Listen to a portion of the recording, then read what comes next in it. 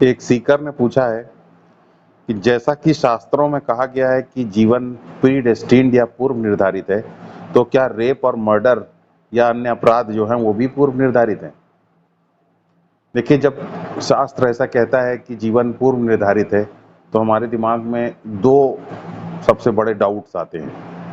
पहला डाउट तो ये है कि यदि रेप या मर्डर जैसे अपराध अगर पूर्व निर्धारित हैं, प्री डेस्टिन्ड हैं, तो उनको प्री डेस्टिन्ड करने वाला भगवान की प्रकृति भी अपराधी प्रकृति की है, क्योंकि अपराध को तो प्री डेस्टिन्ड एक अपराधी ही कर सकता है, जबकि भगवान के बारे में हम जानते हैं कि भगवान अपराधी नहीं है। तो इस प्रकार के स्टेटमेंट को हम संशय की दृष्टि से या डाउट की दृष्टि से देखते हैं। तो पहला डाउट तो ये है। दूसरा डाउट ये है कि अगर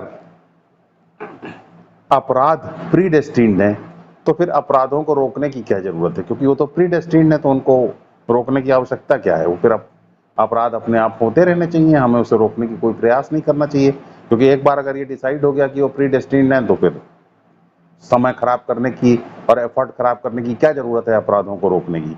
तो ये दो मूल डाउट्स हमारे दिमाग में आते हैं। लेकिन इन दोनों डाउट्स के ऊपर थोड़ा सा हम विचार करें तो हम चीजों को समझ सकते हैं। देखिए, जब आप ये कहते हैं कि अपराध प्री डेस्टिन्ड है, तो ये बड़ा गड़बड़ है। तो आप एक बात भूल जाते हैं कि आप अपराध के ऊपर अपना जब जजमेंट पास करते हैं, तो आप अपराधी को भूल जाते हैं। अब इस अपराध को किसी अपराधी ने किया, तो अपराधी ने जब किसी अपराध को किया, तो अपराधी को उस अपराध की सजा मिलनी चाहिए।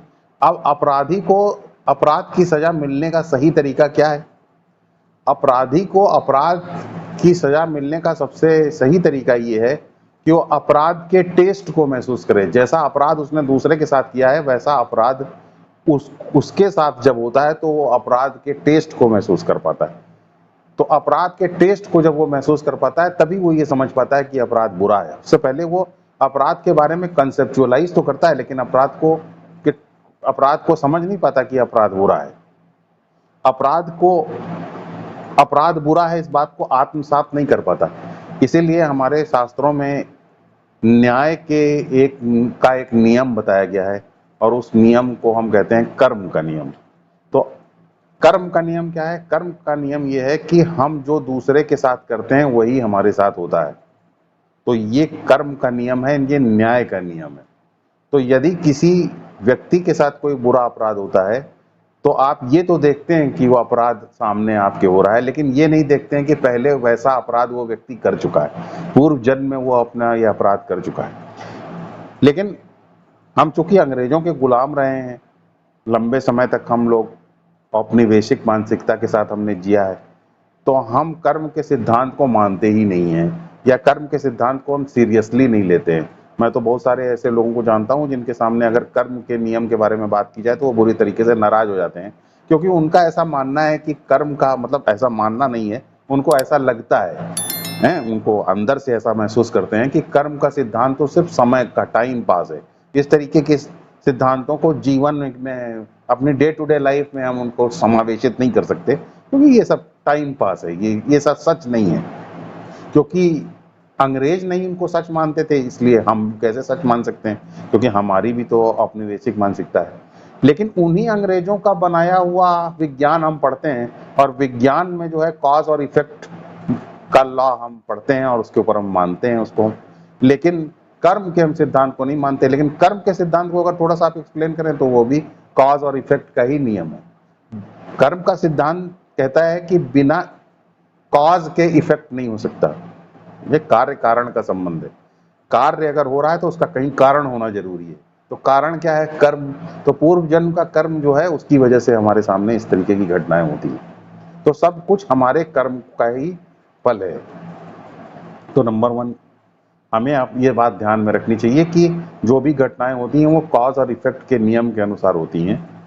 इसलिए घटना को बुरा कहने की बजाय हमको ये भी देखना होगा कि उसको करने वाला जो अपराधी है, उसको उस तरीके का अपराध की समझ पैदा करना, उसका मानसिक विकास करना जरूरी है। अब अगर सामने आपके इस तरीके की कोई घटना हो रही है तो उसको इस तरीके से भी समझना होगा कि ये जो व्यक्ति कर रहा है ये अपराध, इसको आप क्या चाहते हैं कि इसको इस तरीके की सजा आगे मिले कि ना मिले। तो आप पाएंगे कि हाँ, मर्डर करने वाले को इस तरीके की सजा मिलनी चाहिए जिससे कि ये मर्डर ना करे, तो उसका मर्डर अगले किसी जन्म में होगा, ताकि वो ये समझ पाए कि ये बुरा है, इसका टेस्ट बुरा है।